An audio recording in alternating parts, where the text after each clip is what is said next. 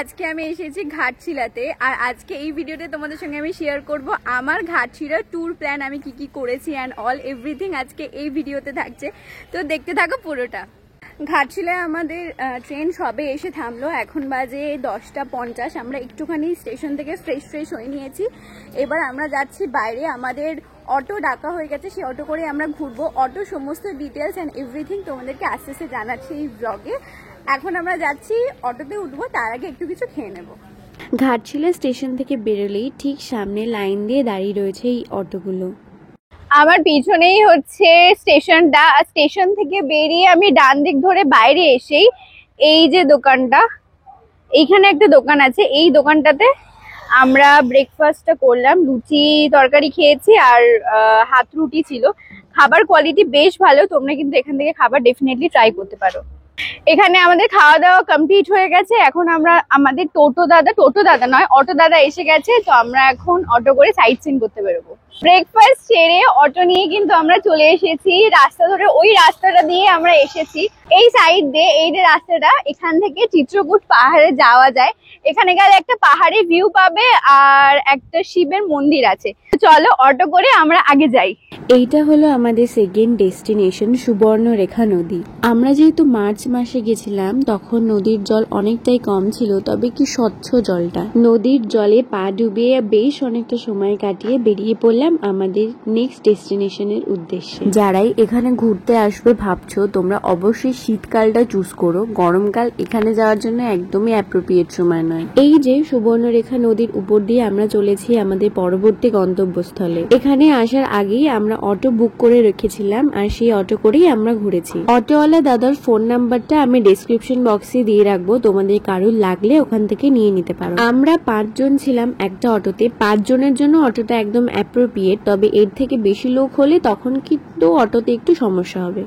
Site scene করতে করতে এখন আমাদের নেক্সট ডেস্টিনেশন হচ্ছে রাতমোহনা। এখানকার লোকাল লোক বললো যে এই জায়গাটাকে রাতমোহনা বলা হয়। এই পাশে একটা ঝর্ণা আছে বলে শুনেছি, এখন যদিও জল কম, দেখা যাক কতটা কি ঝর্ণা আছে। এখানে একটা ব্রিজও আছে, অনেক পুরনো ব্রিজ, তবে এই ব্রিজটার মাঝখানটা দিয়ে ভাঙা, ওখান দিয়ে জল যাচ্ছে। লোকালরা বলছে যে 15 বছর আগেই নাকি এই ব্রিজটা ভেঙে গেছে, তো তাই জন্য ওখান দিয়ে অনেকটা জল যাচ্ছে, জলের শব্দটা এখান থেকেও শোনা যাচ্ছে। ঝর্ণা তো আছে ঠিকই, তবে তার জল কিন্তু অনেকটাই কম। লোকালরা বললো যে বাঁধের ওখানে জল আটকে রেখেছে, ওই জন্যই জলটা এতটা কম।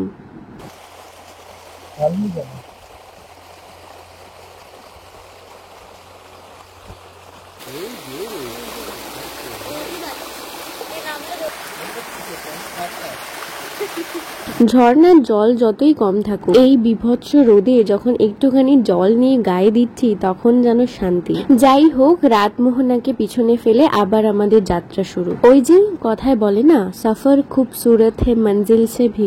মঞ্জিল কি হবে জানি না, তবে সফর যে মঞ্জিলের থেকে কোনো মতেই কম সুন্দর নয়, তা কিন্তু আমরা খুব ভালোভাবে বুঝেছি। রাতমোহনা থেকে আমাদের পরবর্তী ডেস্টিনেশন বেশ অনেকটা দূর, ওই প্রায় 1 ঘন্টা মতো। রাস্তাটা বেশ অনেকটা, তবে রাস্তার দুধারের প্রকৃতি আমাদেরকে কিন্তু কোনোভাবেই নিরাশ করেনি। এতটা পথ পেরিয়ে আমরা যেই জায়গায় পৌঁছবো, সেটা যে এইরকম হবে সেটা আমরা স্বপ্নেও বোধহয় কল্পনা করিনি। তোমরা যারা পরবর্তী শীতকালে এই ঝাড়গ্রামে ঘুরতে আসবে বলে ভাবছো, তোমরা কিন্তু এই জায়গাটা কোনোভাবেই মিস করো না। এইটা হলো আমাদের এই ট্রিপে দেখার সব থেকে সুন্দর একটা জায়গা, বুরুডি লেক। এই জায়গার সৌন্দর্য, স্নিগ্ধতা কোনোভাবেই মুখে বলে প্রকাশ করার মতন নয়। যারা এখানে আগে এসেছো তারা বুঝতে পারবে যে আমি কি বলতে চাইছি, আর যারা আসুনি তাদের জন্য নয়, এই জায়গাটা একটু এক্সপিরিয়েন্স করার জন্যই থাক।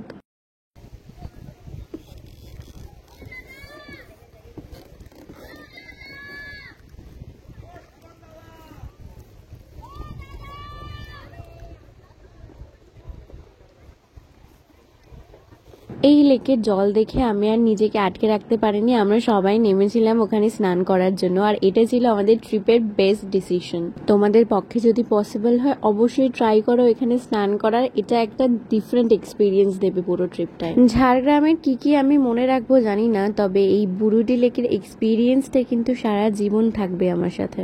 যাই হোক, এবার আমাদের রিসর্টে যাওয়ার পালা। প্রচন্ড খিদে পেয়েছে, আর রিসর্টের রাস্তাও কিন্তু বেশ অনেকখানি, প্রায় 1 থেকে 1.5 ঘন্টা। জায়গাটা। বেশ অনেকগুলো জায়গা দেখার পর আমরা কাঁকড়াঝোড় ঝিনুক ক্যাম্পটাই চুজ করেছিলাম।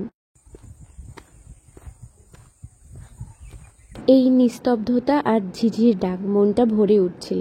যাওয়ার সাথে সাথে আমাদের লাঞ্চ সার্ভ করে দিল, আর আমাদের তো প্রচন্ড খিদে পেয়েছিল। প্রত্যেকটা রান্নাই দুর্দান্ত হয়েছিল। লাঞ্চ করতে করতে এদিকে আলো আধারিতে সেজে উঠেছে পুরো ক্যাম্পটা। আমাদের রুমগুলো তোমাদেরকে সকালবেলা ঘুরে দেখাচ্ছি। সন্ধে হতে না হতে হুট করে নেমে আসে অন্ধকার, আর ঠিক তার মধ্যে আলোয় সেজে ওঠে আমাদের এই ঝিনুক ক্যাম্প। এইখানে চলছে শালপাতা চিকেনের প্রস্তুতি। ব্রেকফাস্ট, লাঞ্চ, ডিনার এবং ইভিনিং স্ন্যাক্স এই তিনটে কমপ্লিমেন্টারি থাকলেও এই শালপাতা চিকেন কিন্তু তোমাদেরকে অর্ডার দিয়ে বানাতে হবে। 1 কেজি মাংসের দাম 550 টাকা। এইবার তোমরা তোমাদের রিকোয়ারমেন্ট মতন ওখানে বলে নিতে পারো। তবে আমি বলবো, তোমরা যখন শালের জঙ্গলে এসেছো তবে শালপাতা চিকেন কিন্তু অবশ্যই ট্রাই করো। এটা ভীষণ সুস্বাদু হয় খেতে। সন্ধে নামতে নামতে চারিদিকে টেম্পারেচারটা অনেকটাই কমে যায়, আর এই ঠান্ডা ঠান্ডা ওয়েদারে শালপাতা চিকেন খেতে কিন্তু দুর্দান্ত লাগে। সন্ধেবেলায় কমপ্লিমেন্টারি ইভিনিং স্ন্যাক্সও কিন্তু সার্ভ করেছিল, চা আর পকোড়া। তবে তার কোনো ক্লিপ আমার নেওয়া হয়নি। চিকেনটাকে ভালোভাবে মশলা দিয়ে ম্যারিনেট করে শালপাতার মধ্যে দিয়ে আগুনে পুড়িয়ে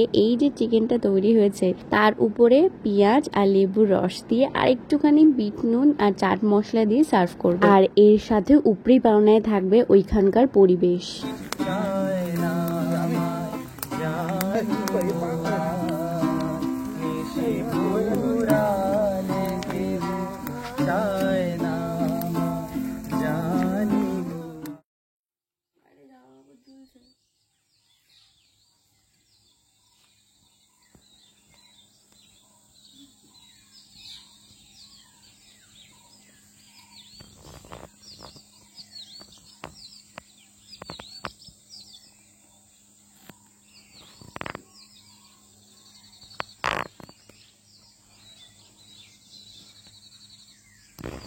সকাল সকাল এরকম একটা ভিউ দেখে ঘুম থেকে উঠে ব্রেকফাস্টে ছিল লুচি, সাদা আলুর তরকারি, ডিম সিদ্ধ আর সুজি। যারা লুচি খাবে না তারা মুড়ি খেতে পারো। তোমাদের এবার একটু ঝিনুক ক্যাম্পের আশপাশটা ঘুরে দেখাই। এইটা হলো ডাইনিং স্পেসটা। এখানেই বসেই আমরা খাওয়া দাওয়া করি। এখান থেকে বেরোলেই একটা 360 ডিগ্রি ভিউ রয়েছে। এইখানকার যে জিনিসটা আমার সব থেকে ভালো লেগেছে, এই বাঁশ দিয়ে তৈরি বসার জায়গাগুলো। সারা সন্ধে এইখানটায় বসে আমরা সবাই মিলে প্রচন্ড মজা করেছি। বেশ কিছু অচেনা মানুষের সঙ্গে সেই দিন দেখা হয়, তবে দিন শেষে তারা কিন্তু আর আমাদের কাছে অচেনা ছিল না। এই কটেজটা এখানে নতুন তৈরি হয়েছে, আর ঠিক তার পাশেই রয়েছে বাঁশ দিয়ে তৈরি এই ওয়াচ টাওয়ারটা। দিনে আর রাতে সম্পূর্ণ দুটো আলাদা সৌন্দর্য কিন্তু এখান থেকে উপভোগ করা যায়। চলো তোমাদের ঘুরে দেখাই যেই কটেজটাতে আমরা ছিলাম। রুমগুলো বেশ পরিষ্কার পরিচ্ছন্ন, মানে যেরকমটা হওয়া উচিত। ওয়াশরুমটাও বেশ পরিষ্কার ছিমছাম। এর ঠিক পাশেই একটা ছোট্ট আয়না দেওয়া রয়েছে, তোমরা এইখানে সাজগোজ করতে পারো। প্রত্যেকটা রুমে এসি রয়েছে, তবে আমরা যে সময় গেছিলাম তখন আর এসির প্রয়োজন হয়নি। তবে গরমকালে গেলে কিন্তু অবশ্যই এসিটা লাগবে। আমাদের রুমের ভাড়া পড়েছিল ওই 1400 টাকা করে মাথা পিছু। সিজন ওয়াইজ কিন্তু প্রাইসটা চেঞ্জ হয়, তো তোমরা সেইভাবে কথা বলে নিও। আমাদের রুম থেকে বেরোলেই এই এক ধরনের টেন্ট হাউস আছে, তোমরা এখানেও থাকতে পারো। আর যেদিকেই থাকো না কেন সব দিক থেকে কিন্তু এই পাহাড়ি ভিউটা তোমরা পাবে। ব্রেকফাস্ট করে ফ্রেশ হয়ে নিয়ে আমরা একটুখানি লোকাল জায়গাগুলো ঘুরে দেখতে গেছিলাম। ছোটবেলায় আমরা সবাই আঁকতাম না পাহাড়ের পাশ দিয়ে গ্রামের রাস্তা, এই জায়গাটা কিন্তু ঠিক তেমনই ছবির মতন সুন্দর। হেঁটে হেঁটে ঘুরে দেখতে মন্দ লাগছিল না, তবে রোদটা কিন্তু প্রচন্ড ছিল, ওই জন্য আমরা বেশি দূর যেতে পারিনি। আমরা শুনেছিলাম পাশেই একটা ড্যাম আছে, তো সেখানে গিয়ে দেখি ড্যামে তো একটুও জল নেই। তো বেশ কিছুক্ষণ ঘুরে টুরে তারপরে আমরা আবার চলে আসি আমাদের ক্যাম্পে। আর এইবার তো আমাদের চেক আউট করার পালা। তোমরা চাইলে এই টেন্টেও থাকতে পারো, এখানেও থাকার ব্যবস্থা আছে। আমরা যেহেতু এসে ওয়েলকাম ড্রিঙ্কস নেইনি, ওই জন্য চলে যাওয়ার সময় আমরা গুড বাই ড্রিঙ্কসটা নিজেরাই বানিয়ে নিয়েছিলাম। তোমরা যদি আসার সময় এই ড্রিঙ্কটা মিস করো, ফেরার সময় কিন্তু অবশ্যই খেয়ে যেও। তারপরে আবার সেই অটো করে ধরলাম ফেরার পথ। একদিনের জন্য এসেছিলাম এইখানে ঘুরতে, তবে এই জায়গাটা কিন্তু সারা জীবনের মতন আমার মনের মধ্যে থেকে যাবে। প্রত্যেকটা স্পট যেগুলো আমরা ঘুরে দেখেছি দারুণ ছিল, আর যে ক্যাম্পে আমরা ছিলাম সেই ক্যাম্পটাও কিন্তু আমাদের বেশ ভালো লেগেছে। আমার এই ট্রাভেল ভিডিওগুলো তোমাদের কেমন লাগছে আমাকে কমেন্টে লিখে জানিও। তো এই ছিল আজকে আমার ভিডিও। Thanks for watching.